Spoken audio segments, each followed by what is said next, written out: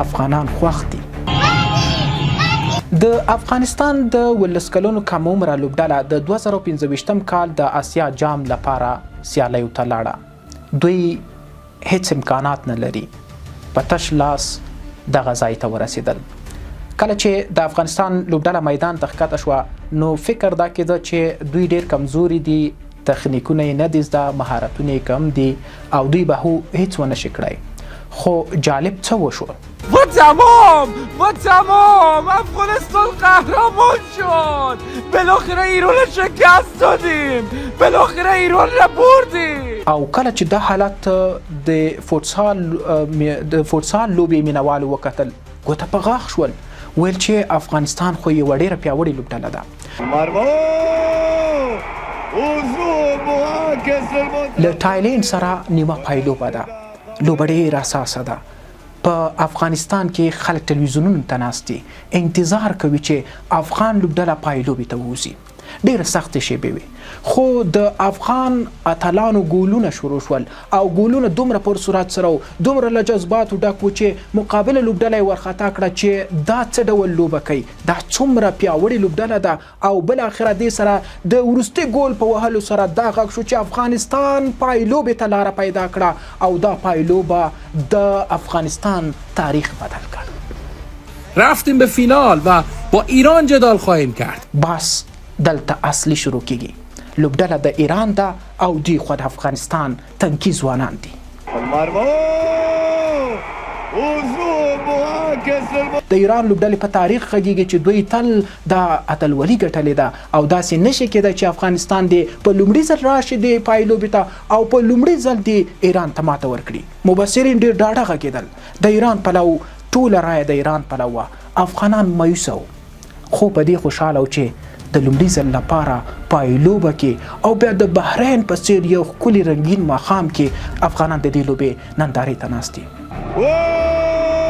افغانستان قهرمان شد، کار ایران هم تمام شد. این هم اشک شوق ملی پوشون ماست، سر از پا نمیشناسن، باید هم نشناسن. په میدان کې شور جذبه جوړه شوه، دا شور تر کابله راورسېد، په کابل کې شور او جذبه شوه، له کابله تر مزاره، له مزاره تر هراته، له ننګرهاره تر کندهاره شور سو چې افغانستان په لومړي ځل لپاره د اسیا جام اتلولي خپله کړه. او دا د فوټسال په تاریخ کې د افغانستان لپاره یو بل رقم و. دا یوازې بریا نه وه بلکې دا یو تاریخ و چې د 2026 کال د اولمپیک د ځوانانو سیالۍ ته افغان اتلانو ټیکټونه ترلاسه کړل او د دې چانس یې ترلاسه کړ چې په هغه سترو سیالیو کې به ګډون کوي.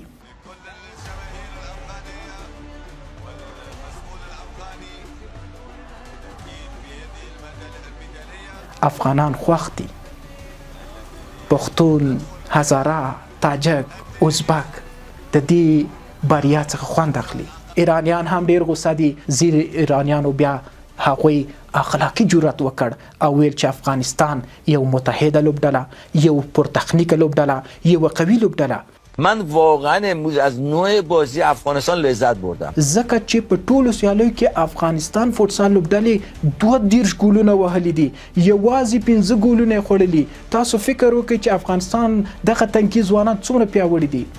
دوی امکانات نه لري، دوی صحیح میدانونه نه لري، دوی په خاورو کې ولوبېدل، خو د دغه وطن سره د مینې لپاره دوی متحد شو، پښې ژوبلې سوې، پورته سول. دا یوازې د فوټسال مینوالو ته نه وه، د کرکټ مینوال راپورته سو او له دې لوبې خوند واخیست.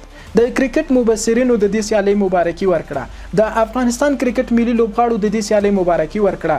خو د دې دوه هلکانو هغه محنت چې ګوري او د دې دوه هلکانو هغه خواري چې ګوري د افغانستان دپاره هر وخت نتیجې راوړي، نو دوی ته هم باید یو ښه سپانسر پیدا کړي. ویل ډن او ډیره مبارکي په دې هیله چې انشاءالله یو ورځ نړیوال جام هم راته وګټي او د دې زیری هم در وړاندې کړو. تر بلې خپرونې ته الله پامان.